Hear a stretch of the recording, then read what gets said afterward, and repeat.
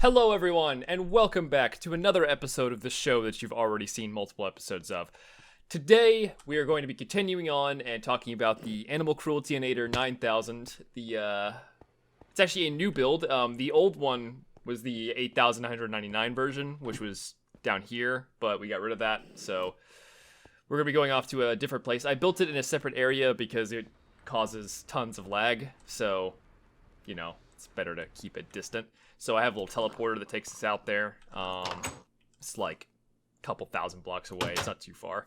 And this is Minecraft, a machine for pigs. Yeah, it is a machine for and of pigs. It's a bad joke, but it works, you know. So essentially the point of this machine is it generates essence. Now, essence is essentially liquid XP. And we have a big old tank of it here with already, 1 million millibuckets of essence in it, which is equivalent to the lives of millions of pigs, I imagine. And they just kind of pop off the top here. They just kind of fall off and die, and they get collected in this tank. The pork chops, I actually don't even collect them because what do you do with hundreds of thousands of pork chops? Like, I don't know. What do I do with 100,000 pork chops? There's like no good use for them.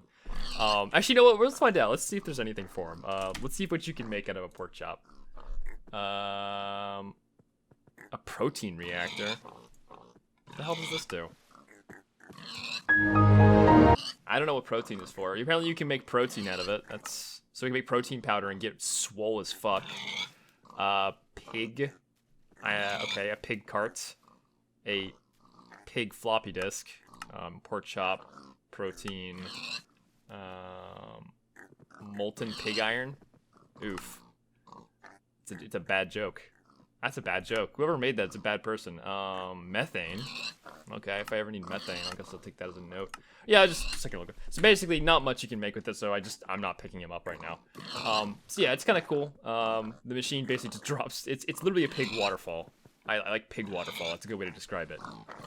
Now let's talk about how this thing works. Now, big thing is when you have this many pigs, you have to feed them all. And I had to build a super efficient farm over here.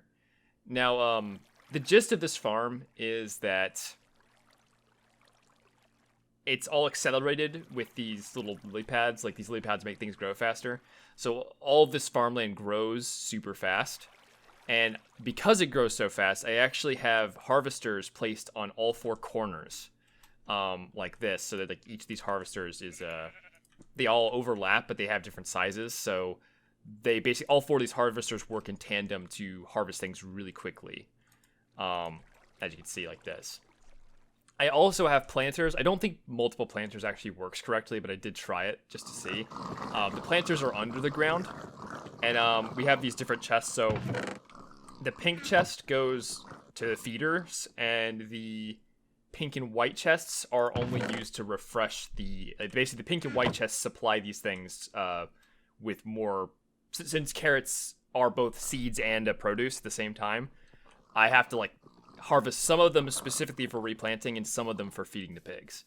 Now, to actually get down into I basically built work tunnels down here, and we'll just talk about this real quick. It's using interdimensional SUs. This is teleporting power from our main base to here, and then we're converting that power directly into RF with a whole bunch of these converters, and we have more than enough. Like, this machine doesn't really take that much energy. It does take a good chunk, but it doesn't really even compare to the amount of energy we produce at the base. So yeah, like we have this work tunnel basically runs all over the place underneath here, and supplies power to a whole bunch of different components. These are the planters, which are being supplied from these chests, and they plant carrots. Simple as that. And it's pretty much all the same thing, just running all up and down here. It's a lot of wiring, but you kind of need a lot of wiring to power a large farm because farms are just so spread out. Now, I commonly like to build farms in stacks instead of like spread out like this. I'll build them vertically. The problem with building vertically, though, is you have to light the farm, because when you build a vertical farm, not much actual sunlight gets to the crops, depending on how you build it. So I find it's easier to build them like this, and so you don't have to light them, but you do end up using a lot of wiring. Now for the machines themselves, we're using industrial forward growing stuff as you... Oh my god, the oinking must stop. The oinking must stop. You're not doing this anymore. So the first thing we use are animal feeders. Now an animal feeder, all it really does is whenever there's two pigs in the same area, it will feed both of them and they will breed. So it basically automates the process of breeding pigs. Now, very specifically, the animal breeders will only continue to breed as long as there's less than like 15 pigs in the zone. So obviously I want more than 15 pigs in this giant machine. So what I've done is instead of using like one large animal feeder, I've used a whole bunch of smaller ones that are all spaced out like this. So you have like a feeder and a feeder. And this way I can have 16 pigs in each of these little zones, meaning that the total amount of pigs in the machine is really large, which is what I want. Works out pretty well.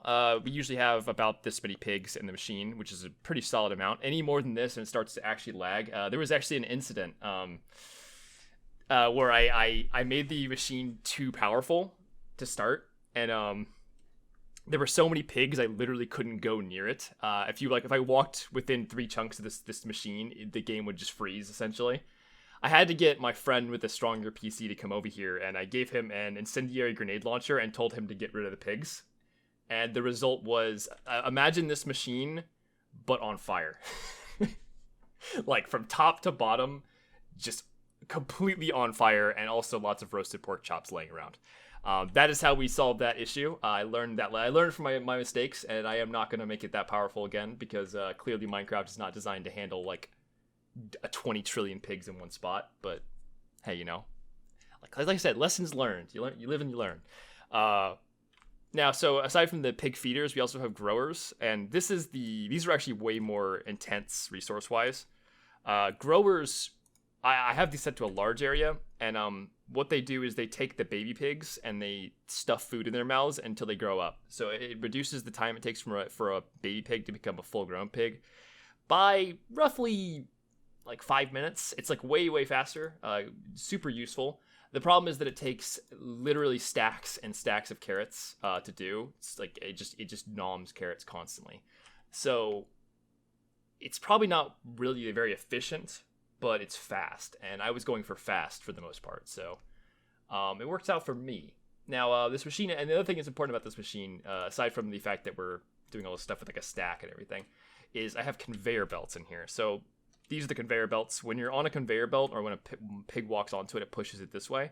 Now, this is important because whenever a pig gets right about here, like whenever they get there, it pushes them through. So this machine right here literally just pulls any pigs that walk into this block that are full grown and drops them over the side and kills them. Now, obviously, without these conveyor belts kind of push all the pigs towards that side of the pen, meaning that they don't get killed as often. I've been kind of like adjusting it. The number of conveyor belts here kind of determines how many pigs are in the pen. If I only have like 3 conveyor belts, the pen is really sparse. There's only a few pigs in it. At first I put conveyor belts all the way over to here, and that caused the whole game to freeze because there were so many pigs that it literally couldn't. So the optimal zone I found is right about here. After testing it for a while, this is like a pretty decent amount of conveyor belts, and it gives me a lot of pigs, but not so many it breaks the game. And that works for me. There's other ways to do this besides conveyor belts, but I like conveyor belts because they're neat. And yeah, of course, I'm using a couple conveyor belts here to push the pigs off and let them fall in the water and die. And they're not actually dying from falling damage, mind you. These machines down here kill mobs in this area, so they're basically just falling into the death zone. And these machines also produce essence, which then gets pumped out to right here. And then we have it in this tank, and whenever I need essence, which essence is used for a whole lot of different things, but its main purpose is you can replicate mobs using essence. And so if you want to farm creepers, you can use a replicator to like produce 100 creepers really fast and then just slay them all instantly, which is very useful because actually killing creepers is annoying, you know. You have to shoot them. It takes a long time. So yeah, this is the animal cruelty nader. It's a pretty neat little build. It works. I think it generates about 1 million millibuckets of essence per day if I just leave it idle, which I could get more. I'm sure I can make it more efficient, but it would start being more laggy, and I really, it's already too fucking laggy as is. I mean, I get 16 frames a second looking at it, and if I go over here and don't look at it, it goes, whoa, wrong button. It goes back up to 60 frames a second easily. So it's clearly a big oof on the frame rate. Meaning, yeah, I don't really want to keep this thing running all the time. Like, near my base, that is. So we have it way over here, and if I want to go back to my base, I just literally / home back to my base. Also, this roof got burned. When we were, like I said, with the incendiary grenades to kill the pigs, I think we burned the roof off this house here. I forgot about this. I'll have to fix that sometime. I think that's probably about it for this machine. It's a pretty simple machine. Short episode, hopefully. I hope you guys enjoyed it. Next time, we'll probably talk about, I'll just give you a preview, a much bigger, more complicated build. We also have turrets now because of reasons. I don't want to talk about it. It was annoying. This thing, this is a super cool build. Super complex, has lots of stuff going on. And I will talk about this next time, probably. Maybe, depends. It depends if I want to talk about this or not. I have to fix it first because it's a little broken. It's a little broken right now, but I can fix it and I can tell you guys how it works. So have a good night, everyone, and see you all next time.